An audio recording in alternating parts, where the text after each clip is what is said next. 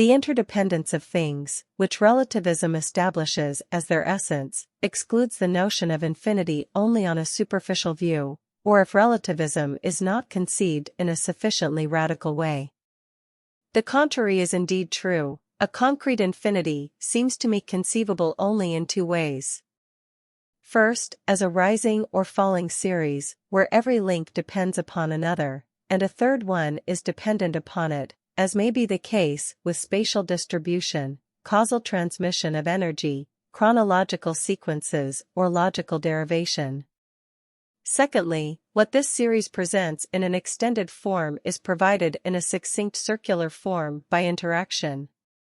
If the effect that one element produces upon another then becomes a cause that reflects back as an effect upon the former, which in turn repeats the process by becoming a cause of retroaction, then we have a model of genuine infinity in activity.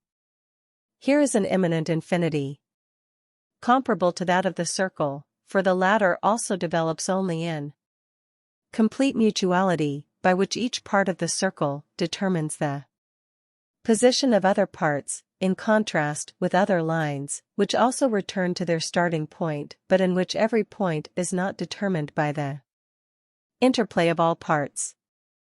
If infinity is regarded as a substance, or as the measure of an absolute, it always remains something finite though very large.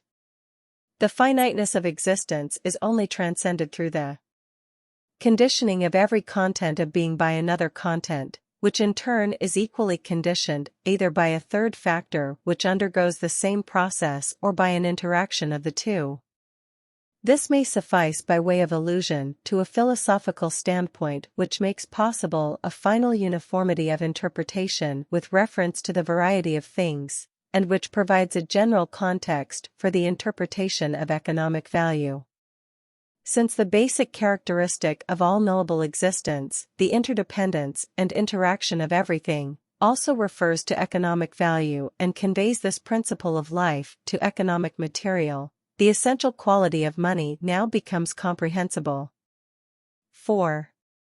The value of things, interpreted as their economic interaction, has its purest expression and embodiment in money. Money as the autonomous manifestation of the exchange relation, whatever may be the historical origin of money, and this is far from being clearly established. One fact at least is certain, that money did not suddenly appear in the economy as a finished element corresponding to its pure concept. Money can have developed only out of previously existing values in such a way that the quality of money, which forms part of every exchangeable object, was realized to a great extent in one particular object. The function of money was at first still exercised, as it were, in intimate association with its previous value significance. In the next chapter, we shall examine whether this genetic connection of money with a non-monetary value has been or can ever be dissolved. At all events, there have been innumerable errors owing to the fact that the essence and significance of money was not conceptually distinguished from the qualities of those values that money evolved by enhancing one of these qualities.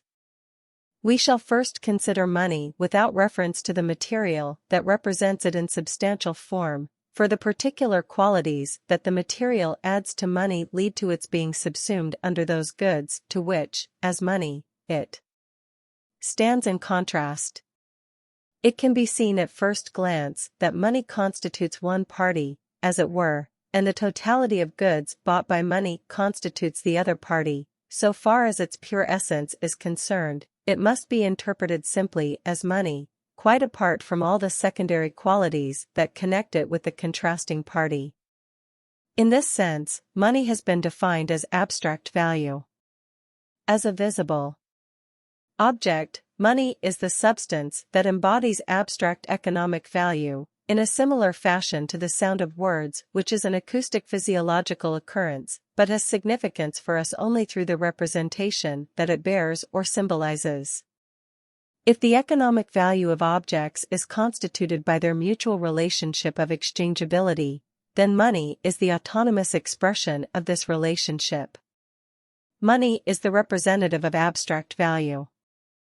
From the economic relationship, i.e. the exchangeability of objects, the fact of this relationship is extracted and acquires, in contrast to those objects, a conceptual existence bound to a visible symbol.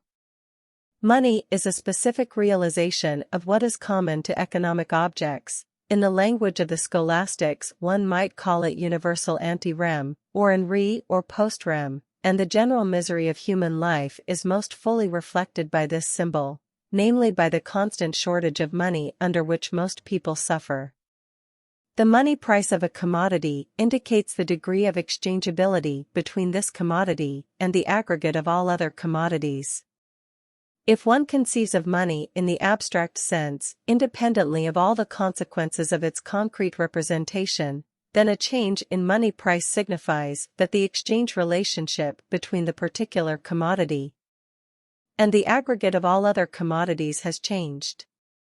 If the price of a quantity of A rises from 1 to 2 marks, while the prices of the commodities of B, C, D, and E remain stable, this signifies a change in the relationship between A and B, C, D, and E, which also could be expressed by stating that the price of the latter had fallen, while that of A remained constant.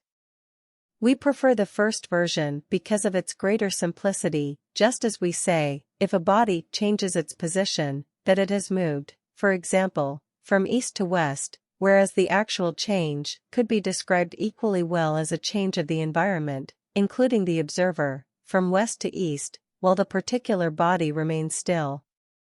The position of a body is not a quality of the body itself, but is a relationship to other bodies, and in every change of position, these others, as well as the body itself, may be regarded as the active or passive subject.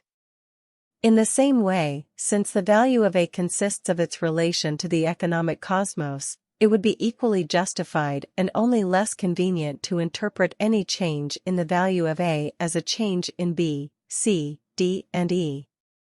This relativity, as practiced for example in barter, becomes crystallized in money as the expression of value.